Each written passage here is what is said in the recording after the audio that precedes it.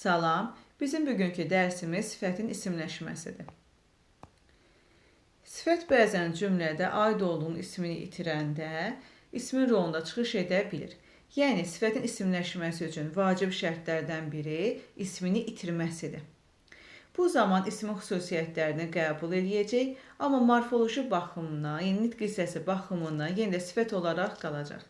Sifət isimləşsə də, isimləşməsə də cümlə üzvü olaraq xəbər olur. Yəni bunun isimləşməklə bir bağlılığı yoxdur. Bu zaman biz bunları fərqləndirmək üçün sual verməliyik. Əgər sifətin sualına cavab verirsə, isimləşmə getməyib, amma ismin sualına cavab versə, bu zaman biləcəyik ki, sifət isimləşib. O çalışqandır. Necədir? Nə cürdür? Gördüyünüz kimi sifətin sualına cavab verdi. Yəni, o çalışqandır, o kimdir, nədir sualını mən verməli deyiləm ki, heç tam yerinə də uyğun deyil. Deməli, buradakı çalışqan sözü sifətin özüdür, isimləşməyib. Vətəni qoruyan igidlərdir. Vətəni qoruyan kimlərdir? Gördüyünüz kimi ismin sualına cavab verdi və biz buradan bilirik ki, bizim sifətimiz isimləşib. Yəni, bunları fərqləndirmək üçün xəbərlərə sual verəcəksiniz. Əgər ismin sualına cavab verirsə, sifət isimləşib, amma ismin sualına cavab vermirsə, deməli, sifət isimləşməyib. Bu şəkildə fərqləndirirlər. Sifət isimləşərkən itirdiyi xüsusiyyətlər var. Bunlardan biri əlamət və keyfiyyət bildirməsidir.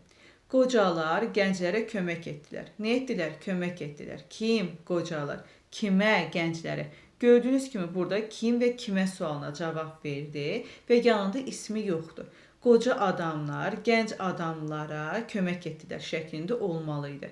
Buradakı deməli sifətimiz həm ismi yerində işləndi, həm də ki onun şəkilçilərini, larləri və yönük şəkilçisini qəbul etmiş oldu. Sifətin suallarına cavab verməsini, bir dəli quyuya daş atdı, 100 ağıllı onu çıxarda bilmədi.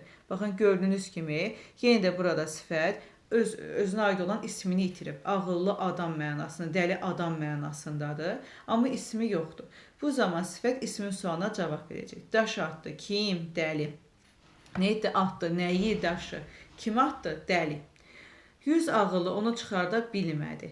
Kim? Kim çıxarda bilməyib? Ağıllı. Gördüyünüz kimi ismin sualına cavab vermiş oldu. Təyin olma xüsusiyyətini itirəcək. İgidlər vətəni qorumaq üçün canlarından keçdilər. Kim? Kim canından keçib? İgidlər. Gördünüzmü? Yenə də burada kim sualına cavab verdi? Təyin olmadı. Və sifətin sualına cavab vermədi. İsimdən əvvəl gəlmək xüsusiyyətini itirəcək. Baxın. Körpü uşaq ağlayır. Uşaq isimdir. İsimdən də əvvəl sifət gəlib gördüyünüz kimi. Amma digər cümləyə baxaq. Artıq burada ismini itirib. Körpü ağlayır. Kim ağlayır körpə? Bayaqlara hansı, necə sualına cavab verirdisə, indi kim sualına cavab verdi və yanında ismi olmadı. Sifət isimləşərkən dərəcə çalarını saxlaya bilir. Ağacından almaların qıpqırmızılarını dərdim. Ağacından almaların qıpqırmızı almalarını dərdim şəklində idi. Amma bu öz ismini itirdi. Buna baxmayaraq dərəcə əlaməti qaldı və ismi aid olan şəkilçilər də qəbul etmiş oldu.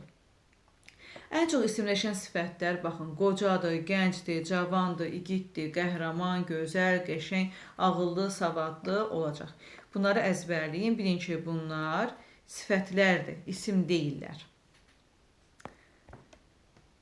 Sifət isimləşərkən qazandığı xüsusiyyətlər var. Hansı xüsusiyyəti qazanır?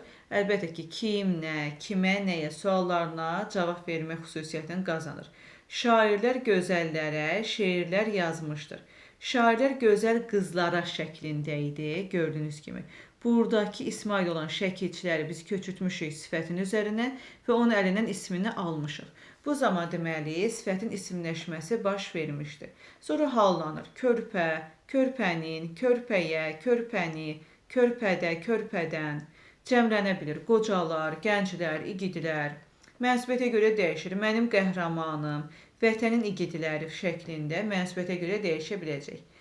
İsimsiz işlənə bilir. Bunu bayaqlarda qeyd etdik. O igid xalqın ürəyində həmişə yaşayacaq. İgid əskər mənasındadır. Yəni ismi yanında artıq yoxdur. İsmini almışıq. Bu zaman əskər kim sualına cavab verəcəkdir? Artıq yoxdur. Həmin bu sualı igid cavab verəcək. Yəni sifət cavab vermiş olacaq. Bu da oldu sifətin isimləşməsi. Gördüyünüz kimi elə də çətin bir dərs deyil, bəsit bir dərsdir. Sifətin isimləşməsində mürəkkəb hər hansı bir qayda da yoxdur. Sadəcə olaraq bunu bilməlisiniz ki, sifət isimləşərkən öz ismini itirəcək. İsmini itirdiyi zaman artıq sifətdən sonra isim gəlməyəcək. Artıq nə olacaq burada, nə baş verəcək? İsmin suallarına cavab vermiş olacaq. Bu qədər bəsitdir. Ümid edirəm ki, dərsimiz sizə aydın oldu. Bugünlük bu qədər. Sağ olun.